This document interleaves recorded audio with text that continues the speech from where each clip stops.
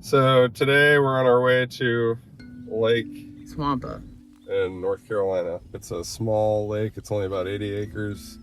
It's got a lot of gizzard shad, crappie, sunfish. It gets fished a ton. It's very, very difficult to catch fish, and there's a lot of hammers that fish it with electronics and all sorts of different equipment. And you can have really good days and you can have really tough days, but it's almost always a tough day, even if it's a good day on Lake Swampa. It's one of those types of lakes where you can catch the fish of a lifetime, but you're gonna work hard for it most of the time. But it's one of my favorite lakes to fish. I've caught some really big bass on this lake. We're gonna be looking in shade a lot today because of the sun, and then as the clouds roll in, I think we're gonna target more vegetation and flats and things like that, because those are the types of areas in our lakes and reservoirs that tend to work the best on overcast days. But you fish till you find them on a lake this small. It's usually a junk fishing deal this time of year, and that's one of the reasons the fall is one of my favorite times to fish for largemouth, is the fact that it's wide open usually and you have to kind of just fish for them. It's almost like the spring in reverse, and I think a lot of them will even spawn again, and then there's like a fall spawn kind of thing. But you'll catch these really fat pre-spawn female fish in like October and November and even December sometimes. You always hear about the pre-spawn fish in January and February getting caught once it starts to warm back up, which is totally true. But when it first starts to cool off in the fall, you don't hear about anybody talking about how it's like a pre-spawn kind of deal all over again.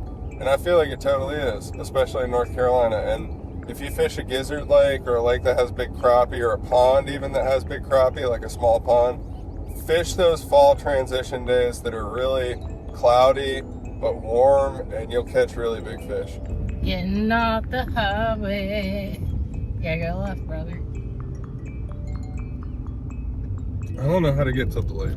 That's an important part of YouTube, is forgetting how to get to your lake. And if you do, just don't go. So I have a sinus infection, and it's really painful. So I'm probably gonna take some decongestant, so there's a good chance I'll be saying some pretty unhinged things today, because it's the good stuff. It's that real deal Sudafed. Meth.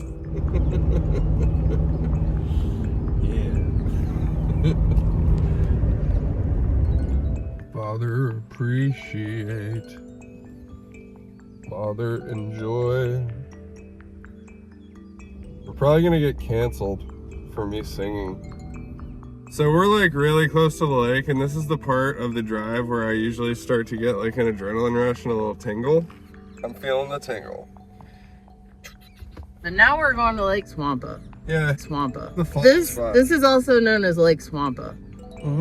Lake Swampa is beautiful. So Lake Swampa, Are connected. and Lake Swampa are all connected in the water system of Greensboro, which is also the public drinking water source for all of us. And when you fly into PTI, which is the airport in Greensboro, you fly over all of the lakes, and it is very beautiful.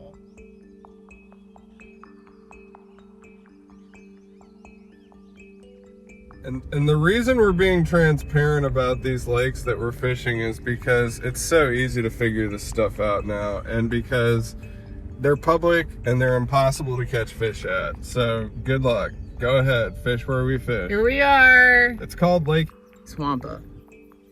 Beautiful small public reservoir. Unfortunately, they've started closing the lake early because they've been cutting funding to our beautiful parks and rec department. Hopefully we can put it together before 3:30, which is when we got to be out of here. So here we go.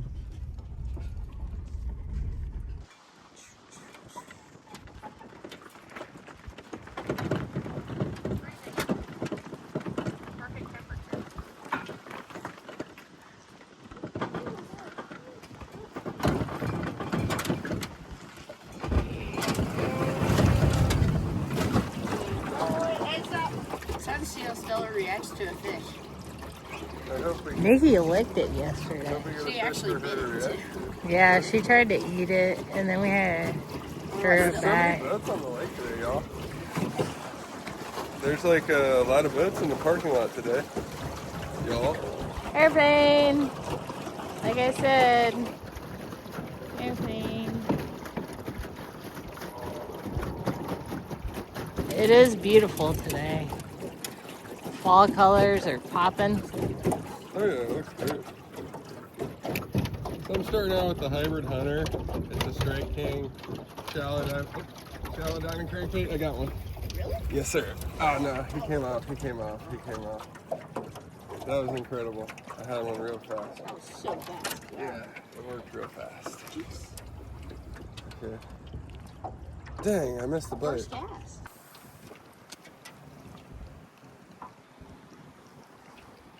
Oh, got him. Big. Oh, came off. Dude. Oh, it's coming at me. I think it's coming. Dude. There's the dam over there. Yeah, we say the darn. Family friendly. The darn. The fish are on the darn. There's always a population of fish that relate to the darn. Yes. Caught many darn fish in the past. I can kind of feeding on a right Saturday over there by the darn. About a 7 pounder. Six or seven. 6, 7. About a 6 or 7 pounder.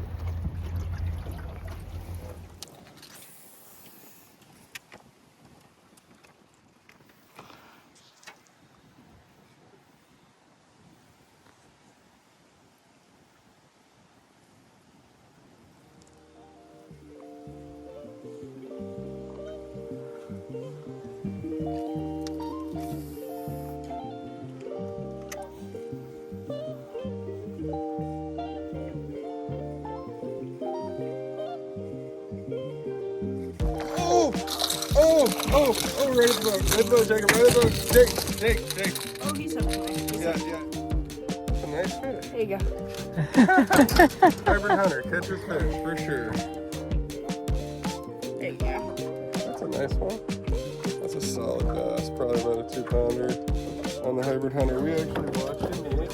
He came right up to the boat and ate right at the boat. We're gonna let him go.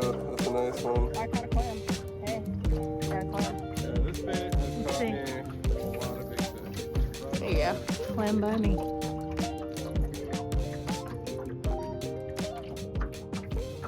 Clam. Freshwater clam. That's the key with the hybrid hunter, is recognizing the times to use it under the surface and the times to like burn it. Like the times to burn it are like deeper water, you know, like more like when you're going to be deflecting it off cover, like wood. But if you're over dead vegetation, I really like to work it right where I can see it and keep my rod tip very high and burn it less and do more like burn pause, because that pause lets it float like really fast. You have to pause it. If you just kind of steady retrieve it, it does not get, if you just steady retrieve this bait, it's one of the worst baits you could possibly be throwing. You're literally just going to waste your time with the hybrid hunter if you just reel it in. You'll never catch a fish. It does not work like that ever. You have to basically kind of be like move, stop, stop. It's like a jerk bait. Literally like a subsurface jerk bait, crankbait, hybrid hunter. That's what they call it.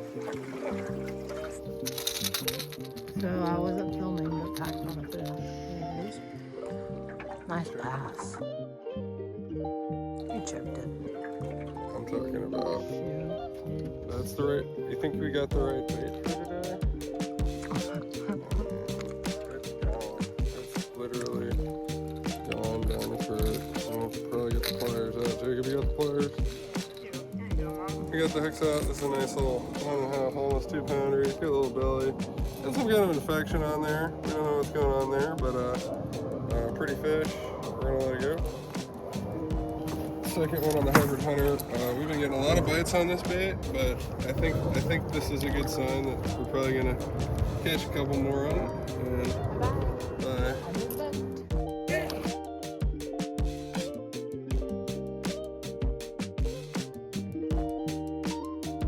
Got ourselves a nice 3.5 pounder here on the hybrid hunter at the very end of the day. Got a nice fat belly on her. And it's actually a grass line that we got bit at the very beginning of the day multiple times on and came back to at the very end of the day. And I knew I was getting bit by a bigger one. I could tell by the bite, because I'd get bit back there and then lose the fish over and over and over again. Oh, it's messing up everything. I would get bit back there and lose the fish over and over again. And at the end of the day, we went back there, and this is what happened. We got this nice chunky fish, beautiful bass with a big mouth. We're gonna let her go. She's super cold, really nice dark colors from living on that grass. I'd say she's easy 3-pounder, biggest one of the day, and third one on the hybrid hunter. So we're gonna get her in there. There she goes.